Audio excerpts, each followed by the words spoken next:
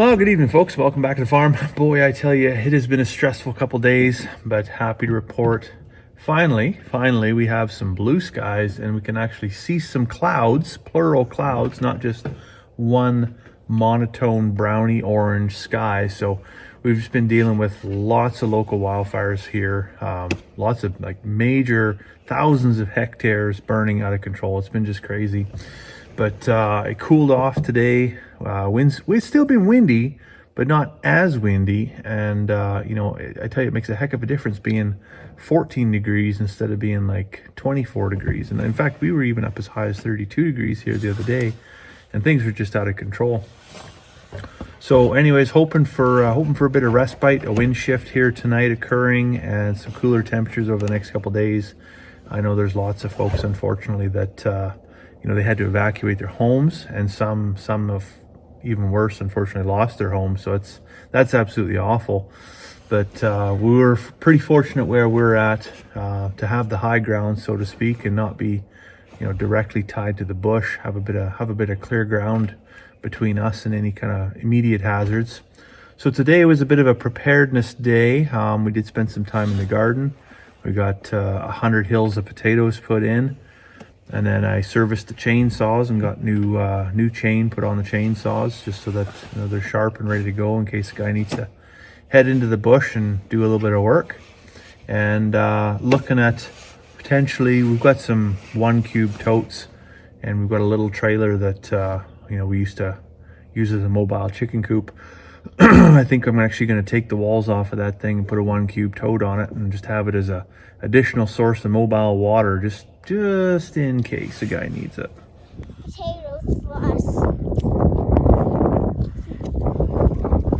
Are you digging in the dirt? You plant some potatoes, Finn?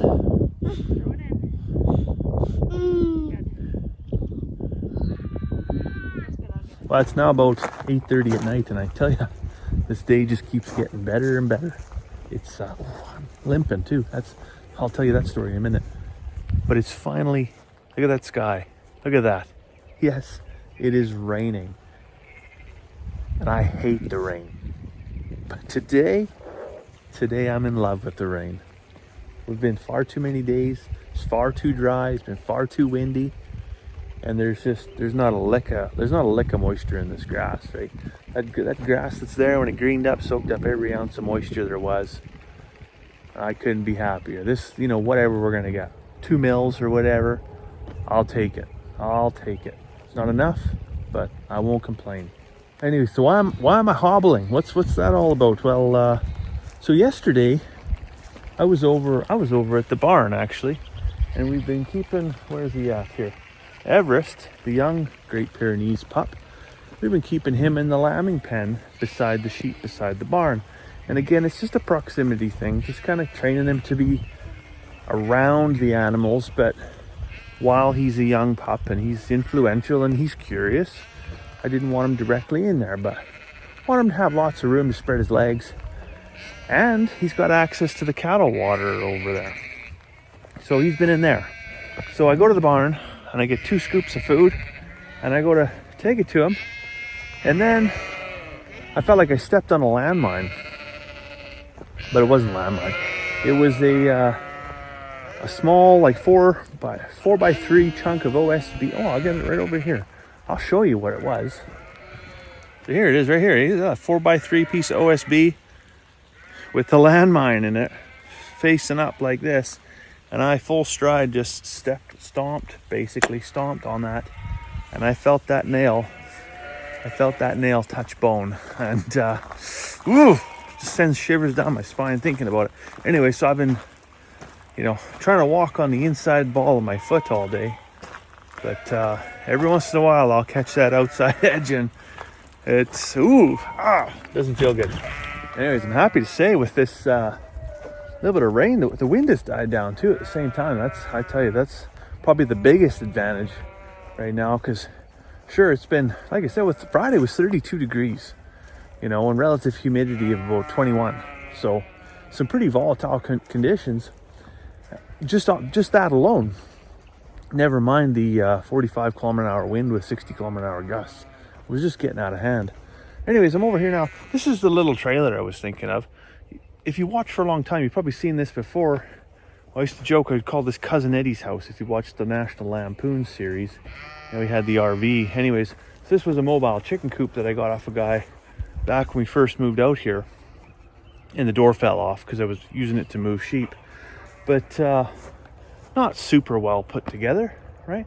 The guy that had it had, well, he had some scrap materials and no money. And so he threw this together and he put 5 chickens in there, and it worked for him for a while, and until it didn't, and then he had to get rid of his chickens, and you know, I took him off his hands. So I got this trailer, and I'm never ever going to use it to keep chickens in ever again. And we've been just kind of thinking last year, really, like, what could we do with it?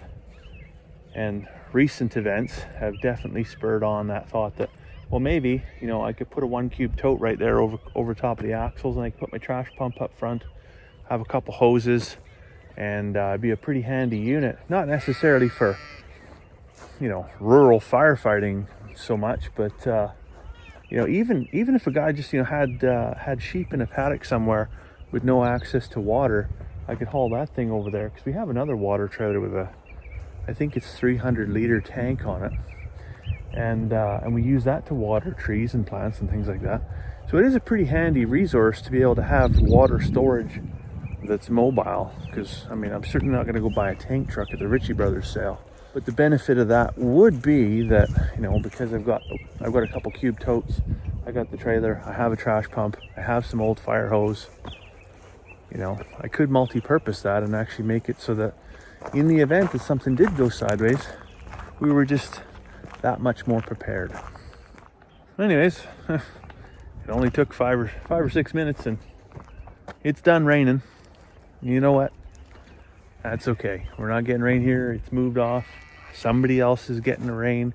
It was just enough to settle the dust. Maybe, just maybe, that'll be enough to make a difference in whether or not a new fire starts or doesn't start. I don't think it's going to have much effect on the fires that are currently burning, but it might slow it down. Just to, you know, it might just give the guys just that little bit of an edge to try and get ahead tonight. Because yeah, it's a bad situation right now. But I'm not going to dwell on how little rain we got and just how bad things are. I'm just going to take my gimpy foot, go in the house, have a well-deserved cup of tea. So I hope wherever you're at, you're safe and sound, and we'll see you next time.